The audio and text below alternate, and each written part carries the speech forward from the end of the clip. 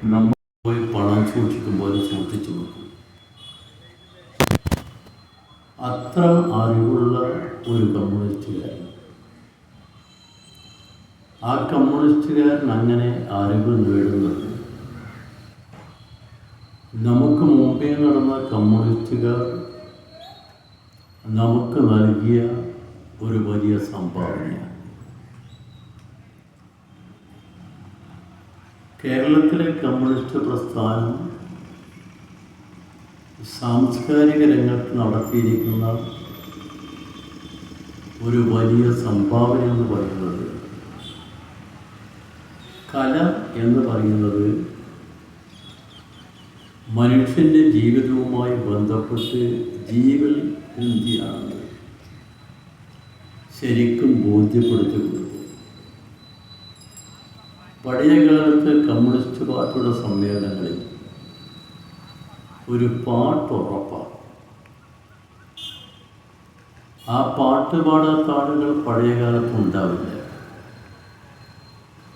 എൻ്റെ ചെറുപ്പത്തിൽ ഞാൻ പാടിയിരുന്നു പാട്ട്. ഞാനൊരു പാട്ടുകാരനായതുകൊണ്ടല്ല. ഞാൻ പാട്ട് പാടിയാൽ ആര് സഹിക്കുമെന്നുള്ള വേറെ കാര്യം. പക്ഷെ നല്ല വരികളാ പാട്ട്.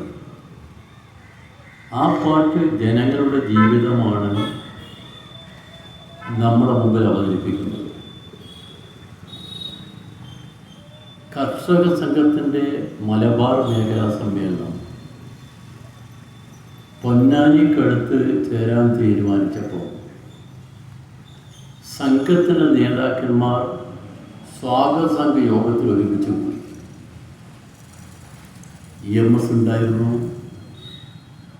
കെ ദാമോദരൻ ഉണ്ടായിരുന്നു, EP ഗോപാലൻ ഉണ്ടായിരുന്നു, PV കുഞ്ഞുണ്ണി നായർ ഉണ്ടായിരുന്നു.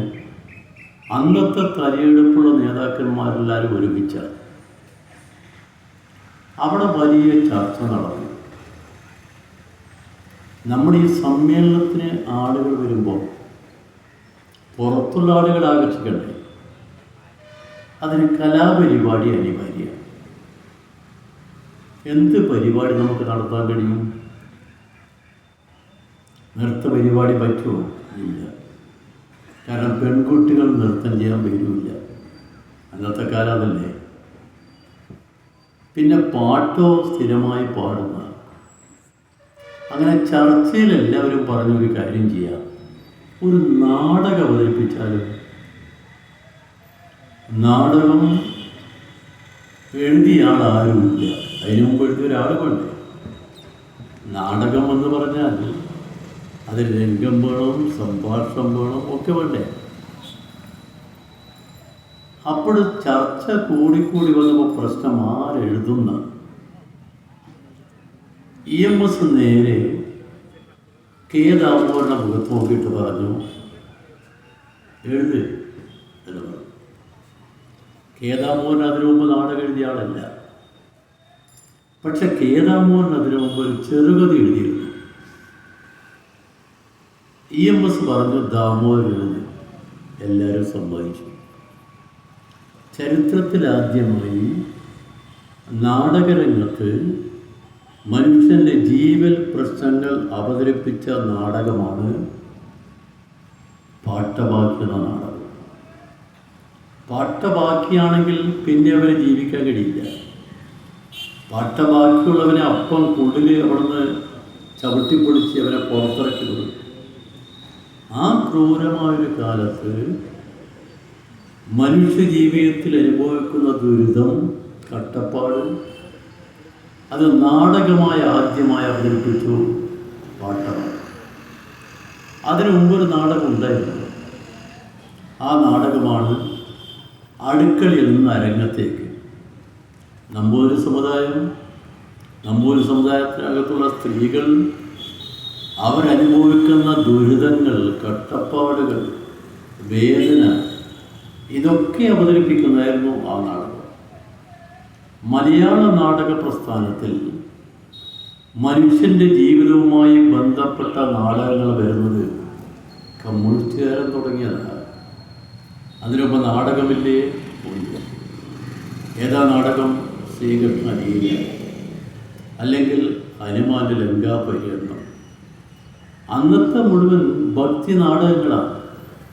അതിൽ നിന്ന് മാറി മനുഷ്യൻ്റെ ആവശ്യങ്ങളും പ്രശ്നങ്ങളും നാടകത്തിൽ കൊണ്ടുവന്നത് കമ്മ്യൂണിസ്റ്റുകാരാണ്. അങ്ങനെ കൊണ്ടുവരാൻ എങ്ങനെ കഴിഞ്ഞത്? കമ്മ്യൂണിസ്റ്റുകാർ എല്ലാ കാര്യങ്ങളും പഠിക്കും, അറിയും. കേരളത്തിലെ ഏറ്റവും വലിയ ഒരു സാംസ്കാരിക പ്രസ്ഥാനമായിരുന്നല്ലോ പുരോഗമന സാഹിത്യ പ്രസ്ഥാനം. ആ പുരോഗമന സാഹിത്യ പ്രസ്ഥാനത്തിലെ കോട്ടയം സമ്മേളനം. ആ സമ്മേളനത്തിലാണ് വലിയ വിമർശനങ്ങൾ നാട്ടിൽ മുഴുവൻ പുരോഗമന പ്രസ്ഥാനം പറയാണ്. ഇവർ കാൽപ്പനിക കാവ്യങ്ങളേ ഉള്ളൂ എന്ന് പറഞ്ഞാൽ രമണൻ പോലുള്ള പാട്ടുകൾ. ഇവർ മറ്റ് ജനകീയ പ്രശ്നങ്ങൾ കൃതികളിൽ വരുന്നില്ല. ചങ്ങമ്പുഴ നിങ്ങൾക്കറിയോ? ചങ്ങമ്പുഴയാണ് കോട്ടയം സമ്മേളനത്തിലെ അധ്യക്ഷൻ. ആ അധ്യക്ഷ പ്രസംഗത്തിൽ ചങ്ങമ്പുഴ പറഞ്ഞു, എന്നെക്കുറിച്ച് വലിയ വിമർശനമാണ്, ഞാൻ കാൽപ്പനിക കാവ്യങ്ങൾ എഴുതുന്നു. എന്നാൽ ഒരു കാര്യം ഞാൻ പറയാം, ഞാൻ എഴുതിയ നാടകമുണ്ട്. ആ നാടകം നിങ്ങൾ എഴുതിയ കവിതയുണ്ട്, അത് നിങ്ങൾ വായിച്ചിട്ടുണ്ടോ? ഇല്ല. അത് കാൽപ്പനികതയുമായി ബന്ധപ്പെട്ട് നിങ്ങൾ വായിക്കാതിരിക്കല്ലേ? ഏതാ കവിത? അതാണ് വാഴക്കുല. വാഴക്കുലയെക്കുറിച്ച് ഒരുപാട് നടക്കല്ലേ ഇപ്പം. ആരാ വാഴക്കുല കൊണ്ടുവന്നത്, ആരാ വാഴ വെട്ടി എന്നൊക്കെ നടക്കല്ലേ. ചങ്ങമ്പുഴ പറഞ്ഞു, മനുഷ്യനാണെങ്കിൽ അവന് പ്രേമമുണ്ടാവും, പ്രണയമുണ്ടാവും, ജീവിതമുണ്ടാവും, എല്ലാം ചേർന്ന മനുഷ്യൻ്റെ അവകാശങ്ങൾക്കുമുള്ള പോരാട്ടം അവൻ്റെ ജീവിതത്തിൻ്റെ ഭാഗമാണ്, നിലനിൽപ്പില്ല. ആ പോരാട്ടമാണ് ഞാൻ അങ്കണം തൈമാവിൽ നിന്ന് ആദ്യത്തെ പഴം വീണപ്പോൾ മാമ്പഴത്തിൽ പറഞ്ഞ പോലെ ആ കൊല വന്നിട്ട് വന്ന് ജമ്മീൻ്റെ കാര്യസ്ഥം വന്ന് വെട്ടിക്കൊണ്ടുപോകുമ്പോൾ കൊച്ചു കുട്ടികൾ പൊട്ടിക്കരിയുമ്പോൾ കരഞ്ഞുപോയ ആ വലിയ മനുഷ്യൻ. അപ്പോൾ കേരളത്തിലെ സാംസ്കാരിക പ്രസ്ഥാനത്തിൻ്റെ ഈ വ്യാപനത്തിൽ പ്രധാനപ്പെട്ട പങ്ക് വഹിച്ചതല്ല കമ്മ്യൂണിസ്റ്റുകാരാണ്. മറ്റൊരു കാര്യം കൂടി നമ്മൾ ഓർക്കേണ്ടതുണ്ട്. 1946 പുന്നപ്രവലാർ സമരം നടന്നത്. ആ സമരം നടന്നപ്പം CP അവിടെ നിന്ന് വിളിച്ചു പറഞ്ഞു, ഇനി കമ്മ്യൂണിസ്റ്റുകാരില്ല. എല്ലാ വീടുകളിലുള്ള സകല ചെറുപ്പക്കാരെയും അന്ന് CPയുടെ പട്ടാളം വെടിവെച്ചു വന്നു. അവസാനം ഒരു കൊച്ചു പയ്യനുണ്ടായിരുന്നു, അനകാശയൻ. അവൻ്റെ തലയോട്ടി കൊണ്ടുപോയി വെടിവെച്ച് തകർത്തു. അവർ ആവേശത്തോടെ പോയി. അങ്ങനെ പോയപ്പോൾ അന്ന് നമ്മുടെ നാട് മുഴുവൻ ഇനി കമ്മ്യൂണിസത്തിൻ്റെ കാര്യം പോക്കാം. CP വിളിച്ചു പറഞ്ഞു, കമ്മ്യൂണിസം ഭരിച്ചിരിക്കുന്നു. അമ്പലപ്പുഴ ചേർത്തല താലൂക്കുകളിൽ ഒറ്റ പുരുഷനില്ല, എല്ലാത്തിനെയും വെടിവെച്ചു പോയി. ഇനി ഇവിടുന്ന് കമ്മ്യൂണിസം. അപ്പോഴാണ് ഒരു ശബ്ദം കേട്ടു. ആ ശബ്ദമാണ്, ഉയരും ഞാൻ നാടാകെ പടരും ഞാൻ ഒരു പുത്തൻ ഉയരും നാടേകിക്കൊണ്ട് ഉയരും വീടും. ആരത് പാടിയത്? ആ പാടിയ ചെറുപ്പക്കാരൻ്റെ പേരാണ് P. ഭാസ്കരൻ. ആരാ P. ഭാസ്കരൻ? കേരളം അറിഞ്ഞ ഏറ്റവും വലിയ കവിയായ, നമ്മുടെ നാട് സ്വീകരിക്കുന്ന, മലയാളത്തിലെ എല്ലാവരും ആദ്യം മുതലേ സ്വീകരിച്ച ഒരാളാണ് ഭാസ്കരൻ. നമ്മുടെ മലയാളത്തിലെ കമ്മ്യൂണിസ്റ്റ് കവിത്രയം പറയുമ്പം P. ഭാസ്കരൻ, വയലാർ രാമവർമ്മ, ONV കുറുപ്പ്. ആ P. ഭാസ്കരൻ 1946 എഴുതിയ കവിത വയലാർ ഗർജിക്കുന്നു എന്ന കവിത അന്ന് പ്രസിദ്ധപ്പെടുന്നത് അയാളുടെ പേരിലല്ല, രവി എന്ന തൂലിക നാമത്തിലാണ്. അങ്ങനൊരു കവിത ഇവിടെ വന്നപ്പോഴാണ് സഖാക്കൾക്കൊരു കാര്യം ബോധ്യമായി, ഇനി നമുക്ക് പോരാടാം, നമുക്ക് പോരാടാൻ ഒരു വീര്യമാണ് ഈ കവിത. അങ്ങനെ വന്ന കവിതയാണ്. എന്ന് പറഞ്ഞാൽ എവിടെ നമുക്കെതിരായി ഏറ്റവും കൂടുതൽ അക്രമം ഉണ്ടാകുന്നു, നമ്മൾ അടിച്ചറം അമർത്താൻ എവിടെ സംഘടിത ശ്രമം ഉണ്ടാകുന്നു അന്നൊക്കെ അതിനെ അതിജീവിച്ച് മുന്നോട്ട് വന്ന പ്രസ്ഥാനമാണ് കമ്മ്യൂണിസ്റ്റ് പ്രസ്ഥാനം. അതുകൊണ്ടാണ് നമ്മുടെ മുമ്പിൽ പുരുഷൻ ചേട്ടൻ ഏത് വിഷയം വരുമ്പോൾ അദ്ദേഹത്തിൻ്റെ കയ്യിൽ കാവ്യമുണ്ടാവും, അദ്ദേഹത്തിൻ്റെ കയ്യിൽ കഥയുണ്ടാവും, ഉപമയുണ്ടാവും. അങ്ങനെ മനുഷ്യ മനസ്സിനെ സ്വാധീനിക്കുന്ന നിരവധി വിഷയങ്ങൾ അദ്ദേഹം അവതരിപ്പിക്കും. നമ്മളെ പാർട്ടി കമ്മിറ്റിയിലൊക്കെ സാധാരണ പാർട്ടിയാണെങ്കിൽ വിമർശനം ഉണ്ടാവുമല്ലോ, വിമർശിക്കാതെ പാർട്ടി ഉണ്ടാവും. വിമർശനം അനിവാര്യമാണ്. മനുഷ്യരെ പാർട്ടിയാണെങ്കിൽ മനുഷ്യർ പറയേണ്ട കാര്യങ്ങൾ പറയും. അത് പറയാനുള്ള പൂർണ്ണ അവകാശം പാർട്ടിക്കകത്താണ്. ജനാധിപത്യപരമായ അവകാശങ്ങൾ നിലനിൽക്കുന്ന ഒരു പ്രസ്ഥാനം കമ്മ്യൂണിസ്റ്റ് പാർട്ടിയാണ്, മറ്റൊരു പാർട്ടിയിലുമില്ല. മെനഞ്ഞാന്നൊരു പാർട്ടീൻ്റെ സംസ്ഥാന പ്രസിഡന്റ് തിരഞ്ഞെടുപ്പുകൾ കേട്ടില്ലേ? മെമ്പർമാർ അറിഞ്ഞ എങ്ങനെയാ? TV. എന്താ പറഞ്ഞ്? പ്രസിഡന്റ് ആക്കി. ആര്? കേന്ദ്രം. ഇവർക്കോ അറിയില്ല. ഇവിടെ വല്ല ബന്ധു അദ്ദേഹത്തിനുണ്ടോ? ഇല്ല. ഇവിടെ ബന്ധുവുള്ള ആളുകളില്ലേ? ഉണ്ട്. അവരെന്താ പറഞ്ഞത്? നമ്മൾ കൊണ്ടുവരും, ഞാൻ പ്രസിഡൻ്റാകാൻ പോവാം, 20 ലക്ഷത്തിൻ്റെ കുറവേ ഉള്ളൂ, അതുണ്ടെങ്കിൽ ഞാൻ പ്രസിഡൻ്റാകും. പറഞ്ഞാരാ? ഒരു സ്ത്രീ. സ്ത്രീ എന്ന് പറഞ്ഞാൽ ഒരു സ്ത്രീയല്ല, അവരോ ആ പാർട്ടിയുടെ നേതാവാണ്. അവർ പറഞ്ഞു ഞാൻ വരാൻ പോവാം. ഇങ്ങനെ ഒരുപാട് ആളുകൾ ചമഞ്ഞ് വേഷഭൂഷാദികളോടുകൂടി കാത്തിരിക്കുന്ന ഘട്ടത്തിലാണ് അങ്ങനെ ടി വിയിലൊരു വാർത്ത വരുന്നത്, ഇതാ വരുന്നു പുതിയ പ്രസിഡന്റ്. നമ്മൾ അങ്ങനെയല്ല. കമ്മ്യൂണിസ്റ്റ് പാർട്ടി സംഘടനാ സമ്മേളനം 3 വർഷം കൂടുമ്പം എല്ലാ മെമ്പർമാരും ചേർന്നിട്ടാണ്. മെമ്പർമാർ യോഗം ചേർന്ന് അതുവരെയുള്ള നമ്മളെ പ്രവർത്തനത്തെക്കുറിച്ച് നന്നായി പരിശോധിച്ച് നമ്മൾ വിമർശനങ്ങൾ ഉന്നയിച്ച് ആ സെക്രട്ടറി കൊള്ളൂല്ലെങ്കിൽ മറ്റൊരു സെക്രട്ടറിയാക്കി നമ്മൾ തിരഞ്ഞെടുപ്പ് നടത്താം. അങ്ങനെ ബ്രാഞ്ച്, ലോക്കൽ, മണ്ഡലം, ജില്ല, സ്റ്റേറ്റ് പാർട്ടി, കോൺഗ്രസ്. ഈ പാർട്ടികൾക്ക് അത് വല്ലുണ്ടോ? ഇല്ല. എന്താണ്? മേലേം തിരികും. ആരാ? നേതാവിന്. ഓനെയോ അനുസരിക്കണം. ആര്? മെമ്പർമാർ മുഴുവൻ. കാരണം എന്താ? അതാ പാർട്ടി, അതല്ല ഈ പാർട്ടി. അങ്ങനെയുള്ളൊരു പാർട്ടി, നമുക്ക് വിമർശനവും സ്വയം വിമർശനവും ഒക്കെ പാർട്ടിക്കുള്ളതാണ്. അതൊക്കെ ചെയ്യുന്ന പാർട്ടിയാണ് നമ്മളെ പാർട്ടി. ആ പാർട്ടി നിങ്ങൾ നോക്കേണ്ടത്, നമ്മളെ പാർട്ടിയുടെ കാര്യം നിങ്ങൾ ഓർക്ക്. 1964 നിർഭാഗ്യകരമായ പാർട്ടി വളർന്നു അല്ലേ? പാർട്ടി വളർന്നപ്പോൾ നിങ്ങളാ സ്ഥിരം ആലോചിച്ച് നോക്ക്. എൻ്റെ മനസ്സിനകത്ത് ഏറ്റവും വലിയ ദുഃഖം എന്ന് അറിയുമോ? 64 ഞാൻ പാർട്ടി പറ്റപ്പെടുത്തും. ജനുവരി മാസത്തിൽ എന്നെ നിർബന്ധിച്ച് മെമ്പറാക്കിയതാണ്. ഞാനന്ന് ബാല സംഘത്തിൻ്റെ സെക്രട്ടറി ആയിരുന്നു. പാർട്ടിക്കാർ നിർബന്ധിച്ച് മെമ്പർഷിപ്പ് വന്നു. 16 വയസ്സ് തികഞ്ഞില്ല. മെമ്പർഷിപ്പ് എടുത്ത് 3 മാസം കഴിയുമ്പോൾ പാർട്ടി വളർന്നു. അപ്പോൾ ചിലർ പറഞ്ഞു അവൻ്റെ കാല് കുത്തിയപ്പോൾ 64 പാർട്ടി വളർന്നതിന് ശേഷം എന്തായിരുന്നു സ്ഥിതി? നമ്മുടെ നാട്ടിലെന്തൊക്കെ എന്തായി? നമ്മുടെ നാട്ടിൽ കമ്മ്യൂണിസ്റ്റ് പാർട്ടി അജയ്യമായ പാർട്ടിയാകിയിരുന്നില്ലേ?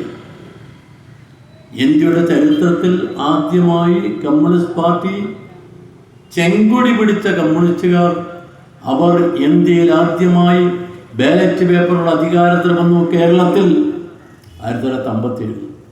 അപ്പോൾ സോവിയറ്റ് കമ്മ്യൂണിസ്റ്റ് പാർട്ടി പറഞ്ഞു കേരളത്തിലല്ല, ലോകത്തിലാദ്യമായി കമ്മ്യൂണിസ്റ്റുകാരൻ ബാലറ്റ് പേപ്പറുള്ള അധികാരത്തിൽ വന്ന എവിടെയാ? ഈ കേരളത്തിൽ. ആ അധികാരത്തിൽ വന്ന കമ്മ്യൂണിസ്റ്റ് പാർട്ടി 57 അധികാരത്തിൽ വന്നു.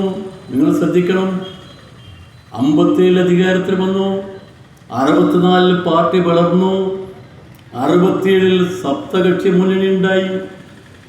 69 ആ മുന്നണിയിൽ നിന്ന് നമുക്ക് മാറേണ്ടി വന്നു. അതിൻ്റെ കാരണം നിങ്ങൾക്കറിയാലോ. ആ മുന്നണിയിൽ നിന്ന് ഒരു കാര്യമില്ല, ചില പ്രശ്നങ്ങൾ ഉന്നയിച്ചപ്പോൾ ആ മുന്നണിയിൽ നിന്ന് മാറേണ്ടി വന്നു. 9 വർഷക്കാലം കേരളം ഭരിച്ചു. അച്ഛൻ 8 വർഷക്കാലത്തോളം 1 വർഷം സഖാവിലേക്ക്. അങ്ങനെ നമ്മൾ കമ്മ്യൂണിസ്റ്റ് പാർട്ടി കേരളത്തിൽ ഭരിച്ചപ്പോൾ ഇവിടെ ഭരിക്കാൻ വേണ്ടി ഭരിച്ചതാണോ? എന്താ? കമ്മ്യൂണിസ്റ്റ് പാർട്ടി ഭരിച്ചത് പാവപ്പെട്ട മനുഷ്യൻ്റെ വേദന മാറ്റാനാ, അവൻ്റെ കണ്ണീര് മാറ്റാനാ, അവൻ്റെ പട്ടിണി മാറ്റാനാ, അവനെ അവൻ്റെ സ്വത്തിൽ നിന്നും അടിച്ചിറക്കുന്ന ജന്മിമാരുടെ പകരം കാണിക്കാനാ. അങ്ങനല്ലേ കമ്മ്യൂണിസ്റ്റ് പാർട്ടി ഇവിടെ പ്രവർത്തിച്ചത്? 57 കമ്മ്യൂണിസ്റ്റ് പാർട്ടി അധികാരത്തിൽ ആദ്യം തീരുമാനിച്ചെന്താ? വാരം പാട്ടം നിർത്തലാക്കി കൊടിയൊഴിപ്പിക്കൽ തടഞ്ഞു അല്ലേ? അതുവരെ എങ്ങനെയാ? ജന്മി തീരുമാനിക്കും. എന്താ? കോരണം കൊടുപ്പ് ഇവിടെ വേണ്ട, അവരെയോ അടിച്ചിറക്കണം. എവിടെയെങ്കിലും. ആരാ അടിച്ചിറക്കുന്നത്? ജന്മി. എതിർക്കാൻ ആരെങ്കിലും ഉണ്ടോ? ഇല്ല. കാരണം എന്താ? ആരും എതിർക്കില്ല. എന്തുകൊണ്ട്? അവനും അനുഭവം ഉണ്ടാവും, അതുകൊണ്ടോ എതിർക്കില്ല. മാത്രമല്ല, മലബാറിൽ അന്ന് ജന്മിക്ക് സ്വന്തമായ തൂക്കുമരം ഉണ്ടായിരുന്നു. ആ തൂക്കുമരത്തിൻ്റെ പേരാണ് ഓടത്ത് പാലം തൂക്കുമരം. ആ തൂക്കുമരത്തിൽ നിരവധി ആളുകളെ തൂക്കിക്കൊന്നു. ആരാ തൂക്കിക്കൊല്ലുന്നത്? വേങ്ങയിൽ നായനാര്. അയാളാരാ? ജന്മി. അയാൾക്കെതിരായി പറഞ്ഞാലോ തൂക്കിക്കൊല്ലും. അയാൾക്കോ ഏത് വീട്ടിലും പോവാ. എന്നിട്ടോ ഇട്ടുള്ള പെണ്ണ് കൂട്ടിക്കൊണ്ടുപോവാ. പെണ്ണ് എതിർത്താലോ ആ എതിർത്താൽ വീട് ചുട്ടുകരിക്കും. എന്തായിരുന്നു ഈ നാട്? നമ്മൾ ഈ കാണുന്ന കേരളത്തിൻ്റെ പഴയകാലത്തെ ചരിത്രം ഉണ്ടായിരുന്നു. ആ കേരളത്തെ മാറ്റിയെടുത്ത് ഇതുപോലാക്കി ആരാ? കോൺഗ്രസ് ആണോ? കോൺഗ്രസ്സുകാർ നമ്മൾ പറയും നമ്മൾ ഈ നാട്ടിൽ ഇത്ര വലിയ പ്രസ്ഥാനം. കോൺഗ്രസ്സുകാരാ, ഞാൻ സാവകാശം പറയാം, നിങ്ങൾ ഈ നാട്ടിൽ ഭരണാധികാരത്തിൽ വന്നിട്ട് ഒരു ചുക്കും ചുണ്ണാമ്പും ചെയ്തിട്ടില്ല. ഇവിടെ നമ്മളെ മുമ്പിലുള്ളൊരു കാര്യമുണ്ടല്ലോ, എനിക്ക് നല്ല ഓർമ്മ. ഞാൻ തിരുവനന്തപുരത്തുള്ളപ്പം ഈ മന്ത്രിമാരെ എല്ലാവരെയും കാണേണ്ട കാര്യമുണ്ടല്ലോ. നമ്മളെ എ കെ ആന്റണി മുഖ്യമന്ത്രിയായിരുന്നത് നല്ല മനുഷ്യനാകട്ടെ. എ കെ ആന്റണി ഏത് കാര്യത്തിന് പോയാലും എന്നോട് പറയും, പൊന്നിയാ ഒറ്റ പൈസയില്ല, ശമ്പളം കൊടുക്കാൻ തന്നെ കടമായി കൊടുക്കുക, ഒറ്റ പൈസയില്ല. പൈസ ഇല്ലാതുകൊണ്ടോ ഒന്നും ചെയ്യണ്ട, വല്ലതും ചെയ്തോ ഒന്നും ചെയ്തില്ല. എന്നാൽ ചെയ്തൊരു കാര്യം, ആ കാര്യം നമ്മൾ വിടാൻ പറ്റില്ല. എന്താ ചെയ്തെന്നറിയോ? അദ്ദേഹം ഭരണത്തിൽ നിന്ന് പോകുന്നതിന് മുമ്പ് കോൺഗ്രസ് ആലോചിച്ചു, ഇനി ഒന്നുകൂടി ഭരണം കിട്ടാൻ ഒറ്റ വഴിയുണ്ട്. എന്താ ഒന്നുകൂടി ഭരണം കിട്ടാൻ കോൺഗ്രസ്സിന്? എന്താ വഴി? ഇവിടുത്തെ മനുഷ്യന് നല്ല കാര്യം ചെയ്തുകൊണ്ടല്ല, അവർക്ക് ഒരു വഴിയേ ഉള്ളൂ. ആ വഴി ചാരായം നിർത്തല. ഓർമ്മയുണ്ടെങ്കിൽ ചാരായം നിർത്തിയത്? പഴയ കാലത്ത് നമ്മളൊക്കെ സ്കൂളിൽ പഠിക്കുന്ന അവസരത്തിൽ ഈ ചാരായം എന്ന് പറയുന്നത് അധ്വാനിക്കുന്ന ആളുകൾ കഴിക്കുന്നതാണ്. ചുമട്ടുകാർ, കൂലി വേലക്കാർ, പാവപ്പെട്ട ആളുകൾ, അവർ നേരെ പോയി കഴിക്കുന്ന ചാരായം. ആ ചാരായം കഴിച്ചാൽ മോനെ വലിയ കൈ കഴിച്ചാൽ എത്രയാണെന്ന് പറയാം. വലിയ കൈ കഴിച്ചാൽ 75-80 രൂപയാവും ചാരായം കഴിച്ചല്ലേ. കള്ളു കുടിക്കുന്ന ചെറുപ്പക്കാരെ കള്ളു കുടിക്കില്ല. വിദ്യാർത്ഥികളിന് ചാരായത്തിൻ്റെ കടയിൽ അടുത്ത് പോവില്ല. അവരൊന്നും കള്ളു കുടിക്കില്ല. കള്ളു കുടിച്ചപ്പോൾ എടാ കള്ളു നടന്നു പോടാ. അന്ന് അങ്ങനെയായിരുന്നല്ലേ. അപ്പം പറഞ്ഞു, വിപ്ലവം നടത്തിയിരിക്കുന്നു കേരളത്തിൽ. ഈ കോൺഗ്രസിൻ്റെ ഭരണത്തിലെ വിപ്ലവം വന്നിരിക്കുന്നു. ആന്റണി ചാരായം നിർത്തലാക്കി. എന്തൊരാവേശമായിരുന്നു! ചാരായം നിർത്തലാക്കുമ്പോൾ പറഞ്ഞു, ഒരു കാര്യം ചെയ്യും, കുടിക്കുന്ന ആളുകൾ കുടിക്കണമല്ല, അതുകൊണ്ട് ഇതാ ഇന്ത്യൻ നിർമ്മിത വിദേശ മദ്യം. ചാരായത്തിന് എത്രയാ ഒരുത്തിന് നല്ലോണം കഴിക്കാൻ വേണ്ടത്? 75 രൂപ. ഇന്ത്യൻ നിർമ്മിത വിദേശ മദ്യം വന്നു. ആരാ കൊണ്ടത്? A K Antony. ആരാണ്? കോൺഗ്രസ്സുകാർ. വലിയ എത്രയാ? 750 രൂപ. ഇവിടെയോ 75, അവിടെ 750. ഇവിടെ അധ്വാനിക്കുന്നവരോ ചാരായം കഴിച്ചാൽ വീട്ടിൽ ആവശ്യമുള്ള എല്ലാ കാശും കൊടുക്കും. ഇപ്പോഴോ വീട്ടിൽ കാശില്ല. ഓൻ്റെ കൂടെ 2 ആൾ വരും. എന്താണ്? കുടിച്ച പൈസ തന്നില്ല, അതുകൊണ്ട് ഓൻ അടിയ. പാവപ്പെട്ട മനുഷ്യർ, അധ്വാനിക്കുന്ന മനുഷ്യൻ, അവന് കയ്യിലുള്ള കാശ് കൊണ്ട് ചാരായം കഴിച്ച് മര്യാദയ്ക്ക് ജീവിക്കുന്നവനെ കൊണ്ടുപോയി തെരുവിലിറക്കി ആരാ? കോൺഗ്രസ്സുകാർ സമാധാനം പറയണം. ഇപ്പം ഈ നാട്ടിൽ നമ്മളിപ്പോൾ പറയുന്നില്ലേ, ഈ വ്യാജനും അതുപോലെ തന്നെ ഇപ്പം മയക്കുമരുന്നിൻ്റെ കാര്യം പറയുന്നില്ലേ, ആരാ മൂലകാരണക്കാർ? മറക്കരുത്, സാക്ഷാൽ കോൺഗ്രസ്സുകാരാ. ആ ചാരായമുണ്ടെങ്കിൽ ഈ പ്രശ്നമില്ല. പകരം എന്താ? ഇന്ത്യൻ നിർമ്മിത വിദേശ മദ്യം. അതിൻ്റെ ആകെ ചിലവെത്ര വരിക? ഒരു ബോട്ടലിന് 80 രൂപ, 82 രൂപ. എത്രക്കാ വെക്കുന്നത്? 687 രൂപക്ക്. ലാഭമുണ്ടോ? ഇല്ല. പിന്നെന്താ? ടാക്സാണ്. ആരത്? പാവപ്പെട്ടവല്ലോ. ഓരോ അധ്വാനിക്കുന്നു. എന്നിട്ടോ എല്ലാം അവിടെ കൊണ്ടുപോകും. വീട്ടിലെത്തുമ്പോൾ ഒറ്റ പൈസ ഇല്ല. എന്നിട്ടോ തല്ല്. ആർക്കാ തല്ല്? ഭാര്യയ്ക്ക്. ഒരു ദിവസം ഞാൻ ട്രെയിനിൽ യാത്രയായി. ട്രെയിനിൽ യാത്ര ചെയ്യുമ്പോൾ കേരള എക്സ്പ്രസ്സിൽ സെക്കൻഡ് AC കമ്പാർട്ട്മെൻറ്റ്. നിങ്ങൾ AC പറഞ്ഞ് ഞെട്ടിപ്പോണ്ട കേട്ടോ. കാരണം AC ഞാൻ കയറാൻ തുടങ്ങിയത് MB ആയപ്പോഴാണ്. ജീവിതത്തിൽ ഒരിക്കൽ MB ആയാൽ പിന്നെ ജീവിതകാലം മുഴുവൻ AC യാത്ര ചെയ്യുക. അത് ഫ്രീയാണ്. ഞാൻ അതിനകത്ത് പത്രം വായിച്ചുകൊണ്ടിരിക്കുന്നു. അപ്പോൾ ഒരു കൊച്ചു പയ്യൻ, ഒരു 10-18 വയസ്സുള്ള വെളുത്ത സുന്ദരനായൊരു പയ്യൻ, അവൻ ചായ കൊണ്ട് വന്നു. ചായ. ഞാൻ പറഞ്ഞു, ചായ വേണ്ട പോലെ, ഞാൻ വായിക്കട്ടെ. അപ്പം ഇവനെ ഇങ്ങനെ നിൽക്കുക. ഞാൻ പറഞ്ഞത്, എനിക്ക് വേണ്ട മോനെ, പിന്നെ നീ പോയിട്ട് വാ, ഞാൻ എറണാകുളം വരെ ഉണ്ട്. അല്ല സാർ, ഒന്ന് പരിചയപ്പെടാനാണ്. ഞാൻ പറഞ്ഞത്, നീ എവിടെയാ? ഞാൻ മുളപ്പലം കാണാം. എന്താ ചെയ്യുന്നത്? ഞാൻ പഠിച്ച പ്രീ ഡിഗ്രി പഠിച്ച് ഇനി പഠിപ്പിക്കാൻ വീട്ടിൽ ഗതിയില്ല. എൻ്റെ അച്ഛനുണ്ട്. അച്ഛൻ നല്ല കൽപ്പണിക്കാരനാണ്. നല്ല വരുമാനം കിട്ടും. മുമ്പ് അച്ഛൻ്റെ വരുമാനം കൊണ്ടാണ് നമ്മൾ ജീവിച്ചത്. ഇപ്പം അച്ഛൻ ഒന്നും വീട്ടിൽ തരുന്നില്ല. അച്ഛൻ വീട്ടിൽ വന്നാൽ എൻ്റെ ഉമ്മാക്ക് അടിയും ചവിട്ടുക. അവിടെ എൻ്റെ ഉമ്മാനെയും പെങ്ങളെയും രക്ഷിക്കാൻ വേറെ വഴിയൊന്നും കാണുന്നില്ല. അതുകൊണ്ട് ഞാൻ ചായ വെക്കാൻ വന്നിരിക്കുക. ആ കൊച്ചു പയ്യൻ്റെ ഒരു മനസ്സ്. ഞാൻ അവനോട് ചോദിച്ചു, മോനെ നീ ഇനി കണ്ടുപിടിക്കുമോ? ഞാൻ കുടിക്കില്ല സാർ. എൻ്റെ ഉമ്മയെയും എൻ്റെ പെങ്ങളെയും രക്ഷിക്കണം. ആ ഉപ്പ ഒറ്റ പൈസ തരില്ല. എല്ലാം ബ്രാൻഡ് ഷാപ്പില്ല പൈസ. ബ്രാൻഡ് ഷാപ്പിൽ നിന്ന് ബ്രാൻഡ് കൊടുക്കില്ല. മുമ്പ് ആ പ്രശ്നമില്ലായിരുന്നു. ഇപ്പോൾ അത് വന്ന് അങ്ങനെ ഇരിക്കുന്നത് കോൺഗ്രസിൻ്റെ ഭരണഗുണമാണ്. കോൺഗ്രസ്സുകാരൻ അധികാരത്തിന് വേണ്ടി നടത്തിയ കുറുക്ക് പണിയുടെ ഭാഗാത്. അന്ന് കോൺഗ്രസ്സുകാർ പറഞ്ഞു, ചാരാൻ നിർത്തിക്കൊണ്ട് വോട്ട് മുഴുവൻ കിട്ടുക, നമ്മൾ ജയിക്കാൻ പോകുന്നു. ഞാൻ സാന്ദർഭികമായി പറഞ്ഞതാണ്. കേരളത്തിൽ 1957 കമ്മ്യൂണിസ്റ്റ് പാർട്ടി അധികാരത്തിൽ വന്നു. അതിന് മുമ്പ് കമ്മ്യൂണിസ്റ്റ് പാർട്ടി അധികാരത്തിൽ വന്നൊരു കാലം ഉണ്ടായിരുന്നു, 1954. അത് മലബാർ ഡിസ്ട്രിക്റ്റ് ബോർഡാണ്. PT ഭാസ്കര പണിക്കർ എന്ന് പറയുന്ന അധ്യാപകൻ ആദ്യം പ്രസിഡൻ്റായി. അപ്പോഴാ മലബാറിൽ കമ്മ്യൂണിസ്റ്റുകാർക്ക് ഭരിക്കാൻ അറിയാൻ തെളിഞ്ഞതാണ്. 60 സഖാ VMS എഴുതി. PT Bhaskara Panicker Malabar district board പ്രസിഡൻ്റായപ്പം അന്നൊരു കാര്യം ബോധ്യമായി. കമ്മ്യൂണിസ്റ്റുകാർ സമരം ചെയ്യാനും ജയിലിൽ പോകാനും അടികൊള്ളാനും വെടികൊണ്ട് മരിക്കാനും തൂക്കിൽ ഏറ്റി മരിക്കാനും എല്ലാം ഉണ്ട്. അതിൻ്റെ കൂടെ അവനെ ഭരിക്കാൻ അറിയില്ലെന്നൊരു പ്രചരണം ഉണ്ടായിരുന്നു. ഇപ്പോൾ ഒരു കാര്യം ബോധ്യമായി, അവന് സമരം ചെയ്യാനും ഭരിക്കാനും അറിയാം. മലബാറിൽ സ്കൂളുകളില്ലായിരുന്നു. എൻ്റെ നാട്ടിൽ സ്കൂളുകളില്ലായിരുന്നു. അന്ന് 54 മലബാറിൽ ആദ്യമായി 1001 ഏകാധ്യാപക സ്കൂളുകൾ ഉണ്ടായത്. അവിടെ റോഡുണ്ടായി, പാലമുണ്ടായി, എല്ലാം ഉണ്ടായി. അങ്ങനെ 1957 ആദ്യത്തെ കമ്മ്യൂണിസ്റ്റ് ഗവൺമെൻറ് കാലം മുതൽ കേരളത്തിൽ വന്ന മാറ്റങ്ങളില്ലേ, ആ മാറ്റങ്ങളിൽ 9 വർഷം ഒഴിച്ച മാറ്റങ്ങളിലെല്ലാം പ്രധാനപ്പെട്ട കണ്ണിയായത് CPI ആണ്. ഈ പാർട്ടിയാണ്, മറക്കരുത്. കേരളം ഏറ്റവും കൂടുതൽ ഭരിച്ച പാർട്ടി ഏതാ? CPI. CPI ആണ് കേരളം ഏറ്റവും കൂടുതൽ ഭരിച്ചത്. CPM നമ്മളെക്കാളും 9 വർഷം താഴെയാണ്. കോൺഗ്രസും നമ്മളെക്കാളും 9 വർഷം താഴെയാണ്. CPI ഇത്രയും കാലം ഭരിച്ചത് നമ്മുടെ കാര്യത്തിന് വേണ്ടിയല്ല. CPI ഭരിച്ചത് ജനങ്ങൾക്ക് വേണ്ടിയാണ്. മാത്രമല്ല, ഭരണ സുതാര്യത ഈ നാട് കണ്ടത് CPI ഭരണത്തിലാണ്. അതുകൊണ്ടാണ് 1969 MLG-യും TBയുടെയും പേരിൽ അടിമതി ആരോപണം വന്നപ്പോൾ അവർ പറഞ്ഞു, ഈ നിമിഷം നമ്മൾ ഒഴിയുന്നത്.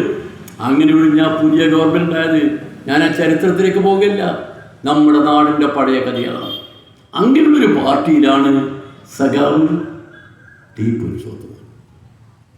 അതുപോലുള്ള നേതാക്കന്മാരാണ് ഈ പ്രസ്ഥാനത്തിൻ്റെ ശക്തി. ആ നേതാക്കന്മാരാണ് ഈ പ്രസ്ഥാനത്തെ പ്രസ്ഥാനമാക്കി കൊണ്ടുവന്നത്. ഇപ്പോഴെന്താ സ്ഥിതി? ഇപ്പോൾ നിങ്ങൾ BJP ഇപ്പോൾ പറയുക, നമ്മളിതാ 80 സീറ്റ് കേരളത്തിൽ ഭൂരിപക്ഷമുള്ള സീറ്റാണ്. ആ സീറ്റ് അടുത്തവണ ജയിക്കാൻ വേണ്ടി പോവാന്ന് ആരാ പറയുന്നറിയോ? ഇപ്പോൾ കെട്ടിയിറക്കിയ പ്രസിഡന്റ്. അതേപോലെ 9 സീറ്റ് 80 സീറ്റ് നമ്മൾ ജയിക്കാൻ പോവുക. ഇതെന്താ വല്ല മായാജാലാണ്? അമ്പലപ്പറമ്പിൽ അകത്തും പുറത്തും വെക്കലാണ്. ജനങ്ങൾ വോട്ട് ചെയ്യണ്ടേ? BJP എങ്ങനെ വോട്ട് ചെയ്യും? കേരളത്തിലെ ജനങ്ങൾ എങ്ങനെ വോട്ട് ചെയ്യും? എന്തായിരുന്നു പഴയ കേരളം? ആ കാലത്ത് BJP എവിടെയായിരുന്നു? അന്ന് BJPയുടെ RSS ഉണ്ടോ? ഈ കേരളത്തിലെ ഗതി എന്തായിരുന്നു നിങ്ങൾക്കറിയില്ലേ? പഴയ കാലത്ത് മറക്കാൻ പറ്റുമോ? ഈ സ്ത്രീകൾക്ക് പറ്റുമോ? മുലപ്പാൽ കൊടുക്കുന്ന കുട്ടികൾക്ക് മുലപ്പാൽ കൊടുക്കുന്ന സഹോദരിമാര് അവർ മുലക്കരം ഈ നാട്ടിൽ കൊടുത്തതല്ലേ? അതിനെതിരെ എല്ലാം പോരാടി ഈ നാട്ടിൽ മാനമായി ജീവിക്കാൻ അവകാശം നേടിയെടുത്ത് മറക്കരുത്. കമ്മ്യൂണിസ്റ്റുകാർ ജീവൻ കൊടുത്തിട്ടാ, ഒരുപാട് കമ്മ്യൂണിസ്റ്റുകാർ, പൊന്നപ്പുറവലാൽ ജീവൻ കൊടുത്ത കമ്മ്യൂണിസ്റ്റുകാരുടെ എണ്ണം ഇതുവരെ കണക്ക് കിട്ടിയിട്ടില്ല. ചരിത്ര ഗവേഷകന്മാർ പറയുന്നത് 800-ൽ പരം എന്നാണ്. അത്രയും സഖാക്കൾ വെടികൊണ്ട് മരിച്ചില്ലേ? അത്രയും സഖാക്കൾ ജീവൻ കൊടുത്തല്ലേ? എന്തിനു വേണ്ടിയായിരുന്നു? കോൺഗ്രസ്സുകാരൻ അറിയില്ല എന്തിനു വേണ്ടിയാണ്. കാരണം എന്താ? നമ്മുടെ നാട്, ഇന്ത്യ മഹാരാജ്യം ബ്രിട്ടീഷുകാരനോട് യുദ്ധം ചെയ്തുകൊണ്ട് ആ സമരത്തിൽ നമ്മൾ ജയിച്ച് സ്വാതന്ത്ര്യം കിട്ടുമ്പം അന്ന് ബ്രിട്ടീഷുകാരൻ മെല്ലെ പറഞ്ഞു, നാട്ടുരാജ്യക്കാക്കന്മാർക്ക് വേണമെങ്കിൽ സ്വതന്ത്രമായി ഭരിക്കാം. അപ്പോൾ സാർ CP ധരിച്ചു, ഒരു നല്ല ചാൻസാ, കുപ്പായം തിന്നിട്ട് എൻ്റെ CP വിചാരിച്ചു എല്ലാവരെയും കൂടെ കൂട്ടി എനിക്ക് ഇവിടെ ഒരു പ്രത്യേക രാജ്യമാക്കാമെന്നാണ്. കമ്മ്യൂണിസ്റ്റുകാർ പറഞ്ഞു, തൊഴിലാളികളും പറഞ്ഞു, നിങ്ങളെ മോഹം മനസ്സിരിക്കട്ടെ, ഇന്ത്യ എന്ന ഈ രാജ്യത്തിൽ ഇവിടുത്തെ കമ്മ്യൂണിസ്റ്റുകാരുണ്ടെങ്കിൽ, ഞങ്ങളുണ്ടെങ്കിൽ നിങ്ങൾക്ക് ഈ രാജ്യത്ത് ഭരിക്കാൻ കഴിയില്ല. ഇന്ത്യയുടെ സ്വാതന്ത്ര്യത്തിന്റെ ഭാഗമായി തിരുകൊച്ചിയും ഈ പ്രദേശം ഉണ്ടാകുമെന്ന് പറഞ്ഞു. അതിന് പേരില്ല സമരം. ഞാൻ എൻ്റെ വിശദമായ കാര്യങ്ങളിലേക്കെല്ലാം പോവുകയല്ല. എന്താ ഇപ്പോഴത്തെ ഇന്ത്യ ഭരിക്കുന്ന BJP-യാണ്. BJP-യുടെ ഭരണത്തിൽ അവരിപ്പോൾ തീരുമാനിച്ചിരിക്കുന്ന കാര്യം, അവർക്ക് ഇഷ്ടമില്ലാത്ത ഗവൺമെൻറ് ഒന്നും ഭരിക്കേണ്ടെന്നാണ്. ആ ഇഷ്ടമില്ലാത്ത ആദ്യത്തെ ഗവൺമെൻറ് ആ കമ്മ്യൂണിസ്റ്റുകാരെ ബന്ധമുള്ള കേരളത്തിലെ ഗവൺമെൻറ്. ഈ ഗവൺമെൻറ് അവർക്ക് ഇഷ്ടമേ ഇല്ല. എന്തുകൊണ്ട്? കേരളത്തിൽ 2 കാര്യങ്ങൾ, കേരളത്തിൽ എല്ലാവർക്കും അറിയാവുന്ന 2 കാര്യങ്ങൾ. ഒന്ന്, ഇവിടെ ശിശു മരണ നിരക്ക് 2%. കേരളത്തിൻ്റെ എല്ലാ ഭാഗത്തും ഇന്ത്യയുടെ എല്ലാ ഭാഗത്തും ശിശുമരണ നിരക്ക് ഗവൺമെൻറ് കണക്കനുസരിച്ച് 42% വരിക. കേരളത്തിൽ 2% ശിശുമരണ നിരക്ക്. പ്രായമായ ആളുകൾ മരിക്കുന്നതോ വളരെ കുറവാണ്. എന്ന് പറഞ്ഞാൽ ആധുനിക ചികിത്സാ സൗകര്യങ്ങൾ ഉള്ളതുകൊണ്ട് ഏറ്റവും കൂടുതൽ ആളുകൾക്ക് ആരോഗ്യം സംരക്ഷിച്ച് നിർത്താം. എന്നോടൊരാൾ പറഞ്ഞ വണ്ടിയിൽ വെച്ച് എന്നോട് സംസ്കൃത പണ്ഡിതം പറഞ്ഞ്, അല്ല സാർ, നിങ്ങൾക്കൊരു ധാരണ പെശക, ദൈവം കുറച്ച് അവധിയാണെന്നതാണ്, അതുകൊണ്ടാണ് ഇവിടെ ആളുകൾ മരിക്കാതെ എന്നാണ്. അയാളോട് പിന്നെ പറഞ്ഞിട്ട് വല്ല കാര്യമുള്ളൂ. ദൈവം നിന്നാണ്. ദൈവവിശ്വാസത്തെ ഞാൻ എതിർക്കല്ല, വിശ്വസിച്ചോട്ടെ, വിശ്വസിച്ചോട്ടെ. മനുഷ്യന് വിശ്വാസം നല്ലതാണ്. യഥാർത്ഥ ദൈവവിശ്വാസി ഒരുപാട് കള്ളത്തരം ചെയ്യില്ല. അങ്ങനെ കള്ളത്തരം ചെയ്യുമ്പം അവന് ഭയമുണ്ട്. ആരാ? ദൈവത്തെ. നമുക്ക് കള്ളത്തരം ചെയ്യാൻ കഴിയില്ല കമ്മ്യൂണിസ്റ്റുകാർക്ക്. കാരണം നമുക്കും ഭയമുണ്ട്. അറിയാ? ദൈവത്തെ. ആരാ ദൈവം? നിങ്ങൾ. ഈ നാട്ടിലെ കോടാനുകോടി ജനങ്ങളാ നമ്മുടെ ദൈവം. അതിനേക്കാളും വലിയ ദൈവമില്ലല്ലോ. നമുക്ക് പഴയ കാലത്ത് എനിക്ക് ഓർമ്മയുണ്ട്, നമ്മുടെ നാട്ടിൽ എനിക്ക് ഓർമ്മയില്ലേ, എൻ്റെ ചെറുപ്പത്തിലൊക്കെ മാഷുമാർ 55 റിട്ടയർ ചെയ്താൽ പിന്നെ 60 മരിക്കും. 60 ഉറപ്പാ മരണം. ഇപ്പോൾ സർക്കാർ കണക്കനുസരിച്ച് കേരളത്തിൽ മനുഷ്യൻ്റെ ആയുസ് 76 വയസ്സാണ് മിനിമം. കേരളത്തിൽ ഇപ്പോൾ മരണനിരക്ക് കുറയുന്നു, ജനനനിരക്ക് കുറയുന്നു. അതൊരു വലിയ പ്രശ്നമാണ്. ഈ പ്രശ്നത്തിന് എന്താ പരിഹാരം? നമുക്ക് ഇവിടുത്തെ ജനങ്ങളെ മുഴുവൻ സംരക്ഷിച്ച് നിർത്തണം. ആ സംരക്ഷിച്ച് നിർത്താൻ വേണ്ടിയുള്ള ഗവൺമെൻറ്റിൻ്റെ ബാധ്യതയുണ്ട്. അത് നമ്മൾ നല്ലോണം ഓർക്കുക. ഇപ്പം നിങ്ങൾ കണ്ടോ, വൃദ്ധസദനങ്ങൾ ഇപ്പം എത്രത്തോളം ഉണ്ട്. ആ വൃദ്ധസദനത്തിൽ നമ്മൾ കൊണ്ടുപോയി പാർപ്പിക്കുന്നില്ലേ? അവർക്ക് ആവശ്യമായ എല്ലാ സൗകര്യം ചെയ്തു കൊടുക്കണ്ടേ? അങ്ങനെ കേരളത്തിൽ മനുഷ്യൻ്റെ ജീവിതവുമായി ബന്ധപ്പെട്ട എല്ലാ കാര്യങ്ങളിലും കൃത്യമായ നിലപാടുകളും നിയമങ്ങളുമായി നടക്കുന്ന ഒരു നാടായി കേരളം. എന്നാൽ ഇന്ത്യ ഭരിക്കുന്നവർക്ക് ഇതുപോലെ ചിന്തയുണ്ടോ? ഒന്നുമില്ല. നമ്മുടെ രാജ്യത്താണല്ലോ ഗുജറാത്ത് എന്ന് പറയുന്ന സംസ്ഥാനമല്ലേ, ഗുജറാത്ത് നമ്മുടെ നാട്ടിലല്ലേ. ഇന്ത്യൻ്റെ പല ഭാഗത്തും എന്താ സ്ഥിതി? നമ്മളിപ്പോൾ ഈ നിരന്നിരിക്കുന്ന ആളുകൾ, സഖാക്കൾ, ഈ ഇരിക്കുന്ന ആളുകൾ നമ്മൾ പരസ്പരം ചോദിക്കുമോ, നീ എന്താ ജാതി, നീ എന്താ മതം? ചോദിക്കില്ലല്ലോ. എന്നാൽ ഇന്ത്യയുടെ പല സംസ്ഥാനങ്ങളും അങ്ങനെയാണ്.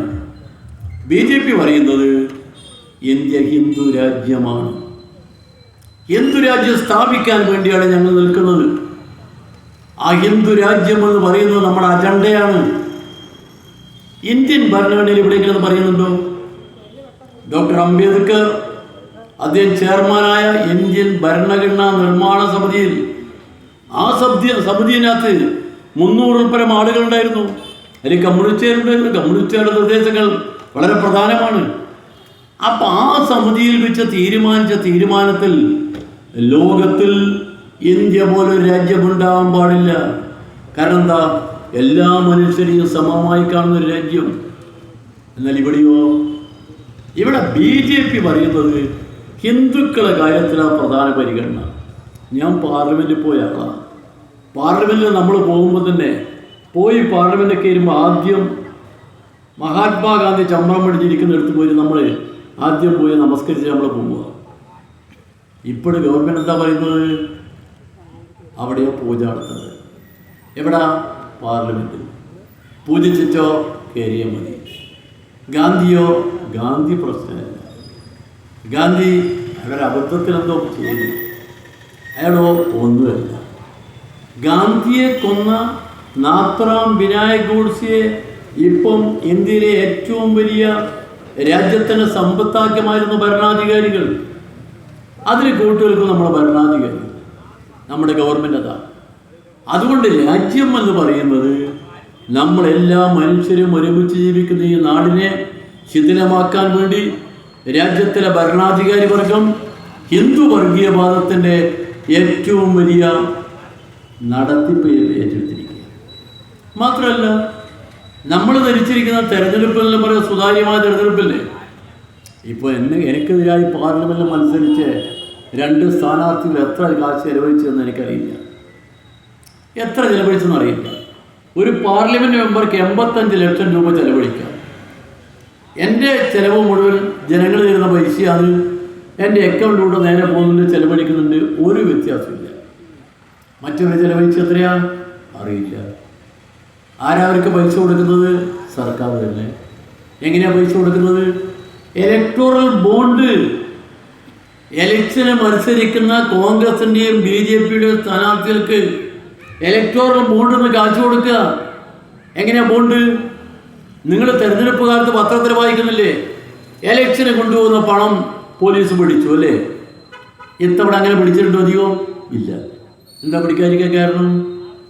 മുതലാളിമാർ കൊണ്ടുപോയിട്ട് പണം ബാങ്കിൽ നിന്ന് ഒരു മുതലാളി പറയുന്നത്, ഞാനിതാ 1000 കോടി രൂപ രാഷ്ട്രീയ പാർട്ടികൾക്ക് ഇലക്ഷൻ പ്രചരണത്തിന് കൊടുക്കാൻ വേണ്ടി ബാങ്കിൽ നിക്ഷേപിക്കുന്നു. പാർട്ടികൾ പോയി അവിടുന്ന് റെക്കോർഡ് വായിച്ച് അവിടെ ബാങ്കിൽ ചെന്നാൽ അവിടുന്ന് പൈസ തരും. എത്ര പൈസ? 10 കോടി. 10 കോടിയോ ഞാൻ കൊണ്ടുവരുന്നു. പോലീസോ തടഞ്ഞാൽ ഞാൻ പറയും ബാങ്കിൽ നിന്ന് കൊണ്ടുവരിക. പോലീസ് പിടിക്കാൻ പറ്റുമോ? ഇല്ല, പോലീസ് പിടിക്കാൻ പറ്റില്ല. അപ്പം നാട്ടിൽ തെരഞ്ഞെടുപ്പിൽ വോട്ട് എന്ന് പറയുന്നത് മുതലാളിമാരുടെ പണം കൊണ്ട് വോട്ട് വാങ്ങുന്ന ഭരണാധികാരികൾ, അവരാ നാട്ടിലുള്ളത്, അവരാ നാട് ഭരിക്കുന്നത്. ഇന്ത്യയിലെ മഹാഭൂരിപക്ഷ സംസ്ഥാനങ്ങളും അവരുടെ കയ്യിലാണ്. MLA-മാരുടെ വിലക്ക് വാങ്ങും, MP-മാരുടെ വിലക്ക് വാങ്ങും, എല്ലാം വിലക്ക് വാങ്ങും. അങ്ങനെ നിൽക്കുന്ന ഭരണം. ആ കേന്ദ്ര ഭരണാധികാരികൾക്കെതിരായി നേരത്തെ സ്വാഗത പ്രസംഗത്തിൽ ബൈരഞ്ജിത്ത് പറഞ്ഞ മാതിരി അവർക്കെതിരായി ഇന്ത്യയിലെ മതനിരപേക്ഷ വിശ്വാസികളുടെ ഒരു കൂട്ടായ്മ, ആ കൂട്ടായ്മയിൽ നമ്മളെല്ലാം ചേർന്ന ആ കൂട്ടായ്മ, എന്നാൽ കൂട്ടായ്മ ശരിക്കും മുന്നോട്ട് കൊണ്ടുപോകേണ്ട ബാധ്യതയുള്ളൊരു പാർട്ടിയാണ് കോൺഗ്രസ്. കോൺഗ്രസ് എന്താ ചെയ്യുന്നത്? ഇപ്പോൾ കേരളത്തിൽ നിങ്ങൾ നോക്കിക്കോ, കോൺഗ്രസ് ഇല്ലേ? കോൺഗ്രസ് ഏത് ഭാഗത്താ? ഒരു പ്രതിപക്ഷ കക്ഷികൾ എതിർത്ത് വോട്ട് ചെയ്യുക, എതിർത്ത് പ്രസംഗിക്കാം, ഒരു കുഴപ്പമില്ല. പക്ഷേ പൊതുവായ കാര്യങ്ങൾ പ്രതിപക്ഷ കക്ഷികൾ നമ്മളോട് നോക്കണ്ടേ? കേന്ദ്ര ഗവൺമെൻറ് നമുക്ക് ആവശ്യമുള്ള ഒരു പൈസ തരില്ല. വയനാട്ടിൽ ഭൂകമ്പമുണ്ടായല്ലോ. വയനാട്ടിൽ ഭൂപ്രകൃതി ഇതുപോലെ ദുരന്തമുണ്ടായപ്പോൾ നമ്മളെ പ്രധാനമന്ത്രി വന്ന് ഗംഭീരമായി കണ്ട് അയാൾ കരഞ്ഞില്ല എന്ന് തോന്നുന്ന രീതിയിൽ കരഞ്ഞ് ഈ കൊച്ചു കുട്ടിയെടുത്തിട്ട് കെട്ടിപ്പിടിച്ചിട്ട് ഫോട്ടോ എടുത്തിട്ട് പറഞ്ഞോ, ഈ കുഞ്ഞിനെ സാക്ഷി നിർത്തി ഞാൻ പറയുന്നു, എത്ര കാശ് വേണമെങ്കിലും തരും. വല്ലതും തന്നോ? ഇല്ല.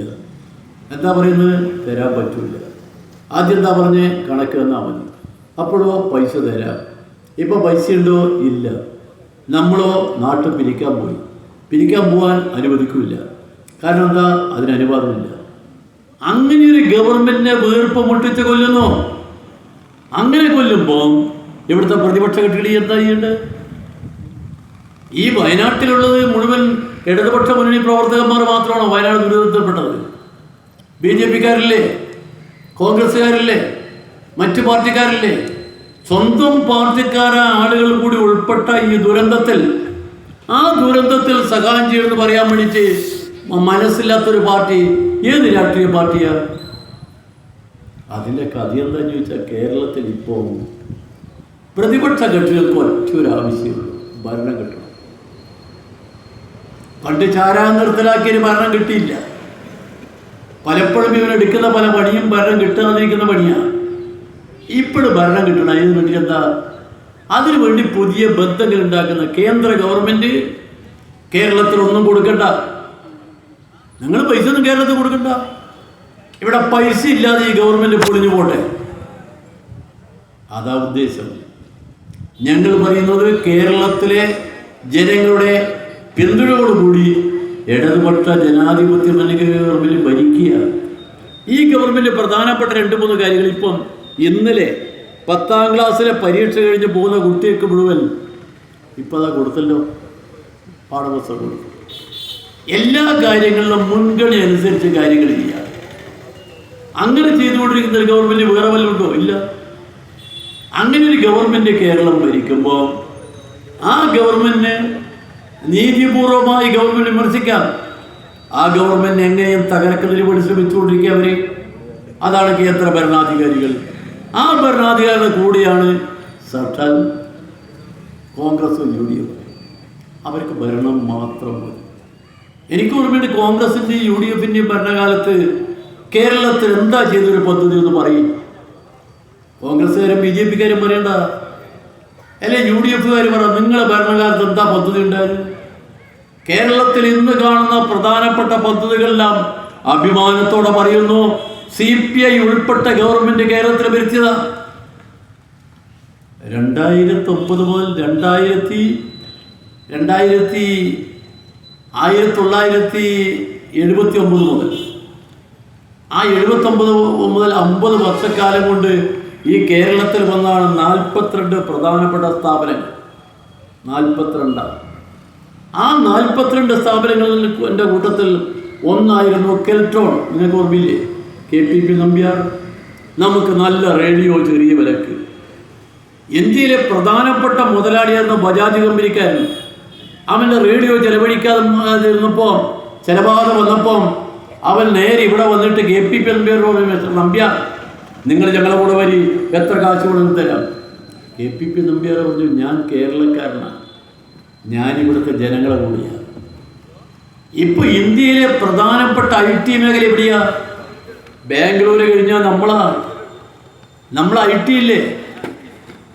തിരുവനന്തപുരത്തെ ടെക്നോ പാർക്ക്, ഇവിടുത്തെ എറണാകുളത്തെ ഇൻഫോ പാർക്ക്, ചേർത്തലയിലെ സബ് യൂണിറ്റ്, ഇതൊക്കെ ചേർന്ന് എത്ര ആളുകൾ ജോലി ചെയ്യുന്നുണ്ട്? 2,17,000 സ്ത്രീകളും പുരുഷന്മാരും IT മേഖലയിൽ ജോലി ചെയ്യുന്നുണ്ട്. നമ്മുടെ നാട്ടിൽ നടക്കുന്ന ഒരുപാട് കാര്യങ്ങളാണ്. ഇങ്ങനെയുള്ള ഒരു ഭരണം നടത്തുമ്പോൾ, ഭരണകാലത്ത് നമ്മൾ പറഞ്ഞൊരു കാര്യമുണ്ട്, ഓരോ വർഷവും നമ്മൾ പോയി പ്രോഗ്രസ് റിപ്പോർട്ട് കൊടുക്കും. പ്രോഗ്രസ് റിപ്പോർട്ട് എതിർക്കാൻ വല്ലതും ഇല്ല, തർക്കുത്തരം പറയുക എന്നുള്ളത് മാത്രമേ ഉള്ളൂ. കാര്യം മാത്രം പ്രസക്തമായി ഈ ഗവൺമെൻറ്റിനെതിരെ വിമർശനം ഉന്നയിക്കാൻ ഇതുവരെ UDF-ന് കഴിഞ്ഞിട്ടില്ല, BJPക്ക് പിന്നെ ഒന്നും കഴിയില്ല. BJPക്ക് ഒരു ബന്ധുവില്ല ഇവിടെ. ഒരിക്കലും സീറ്റ് കിട്ടി. ഇത്തവണ കിട്ടിയതിൻ്റെ കണക്കൊക്കെ ഇപ്പോൾ പരിശോധിച്ചുകൊണ്ടിരിക്കുകയാണ് ഒരു വിദ്വാൻ. ഇപ്പം നമ്മുടെ മന്ത്രിയായി, കേന്ദ്രമന്ത്രിയായി പോയി. ആ മന്ത്രിയായി പോയതിന് കത്താസിൽ നിന്ന് നിങ്ങൾ ഓരോ ദിവസവും കാണുന്നതാണ്. അതുകൊണ്ട് ഇടതുപക്ഷ ജനാധിപത്യ മുന്നണി എന്ന് പറയുന്നത് ഈ നാട്ടിൽ കമ്മ്യൂണിസ്റ്റുകാരുടെ ചോര കൊണ്ടും അവൻ്റെ ജീവിതം കൊണ്ടും അവൻ പടുത്തുയർത്തിയ ഒരു ബദൽ പ്രസ്ഥാനമാണ്. ആ പ്രസ്ഥാനമാണ് കേരളത്തിൽ ഇപ്പോൾ ഭരിച്ചുകൊണ്ടിരിക്കുന്നത്. മാത്രമല്ല, കേരളത്തിലെ ഇടതുപക്ഷ ജനാധിപത്യ മുന്നണി എന്ന് പറഞ്ഞാൽ സഖാക്കളെ, നമുക്ക് ആ കാര്യത്തിൽ ഒരു പ്രധാനപ്പെട്ട പങ്കുണ്ട്. നമ്മൾ ഭാരതീയ പാർട്ടി കോൺഗ്രസിൽ വെച്ച് ഒരു തീരുമാനമെടുത്ത് ഇന്ത്യയിൽ ബദലായി വരാനുള്ള ഇടതുപക്ഷ പ്രസ്ഥാനത്തിന് യോജിപ്പിന് വേണ്ടി നമ്മൾ കേരളത്തിൽ ഭരണത്തിലാണ്. PK മുഖ്യമന്ത്രിയാണ്. ആ ഭരണം മാറി ആ മുന്നണി വിട്ട് കേരളത്തിലൊരു ഗവൺമെൻറ് രൂപീകരിക്കണം. അങ്ങനെ രൂപീകരിച്ചാണ് ഇടതുപക്ഷ ജനാധിപത്യ മുന്നണി. ഈ ഇടതുപക്ഷ ജനാധിപത്യ മുന്നണിയുടെ അടിത്തറ, അതിൻ്റെ സൃഷ്ടാക്കൾ CPI ആണെന്ന കാര്യം നമ്മുടെ സഖാക്കൾ മനസ്സിൽ വെക്കണം. ആ പ്രസ്ഥാനമാണ് ഇന്ന് ഇവിടെ കേരളത്തിൽ ഭരിച്ചുകൊണ്ടിരിക്കുന്നത്. അതുകൊണ്ട് സഖാവ് T പുരുഷോത്തമനെ പോലെ നമുക്കെല്ലാം പല കാര്യങ്ങളിലും ഉപദേശങ്ങളും നിർദ്ദേശങ്ങളും നിന്ന് നമ്മൾ ഏത് വിമർശത്തെയും സരസമായി നേരിട്ട് കൊണ്ട് നമ്മുടെ പ്രശ്നങ്ങൾക്ക് പരിഹാരം കാണാൻ നമ്മളെ കൂടെ എന്നും ഉണ്ടായിരുന്ന സഖാവ് പുരുഷൻ ചേട്ടൻ ഇന്ന് നമ്മളെ കൂടി ഇല്ല. നമ്മളെ കൂടി ഇല്ലെങ്കിലും നമ്മുടെ മനസ്സ് എന്നും പുരുഷൻ ചേട്ടനുണ്ട്. അദ്ദേഹത്തിൻ്റെ ഓർമ്മയ്ക്ക് മുമ്പിൽ ആദരാഞ്ജലി അർപ്പിച്ചുകൊണ്ട് മറ്റു കാര്യങ്ങൾ നേതാക്കന്മാരോട് സംസാരിക്കും. ഞാൻ നിർത്തുന്നു. സഖാവിൻ്റെ ഓർമ്മ നമുക്ക് എന്നും കരുത്തായിരിക്കും എന്നുകൂടി പറഞ്ഞുകൊണ്ട് നിർത്തത്തെ അഭിവാദ്യങ്ങൾ.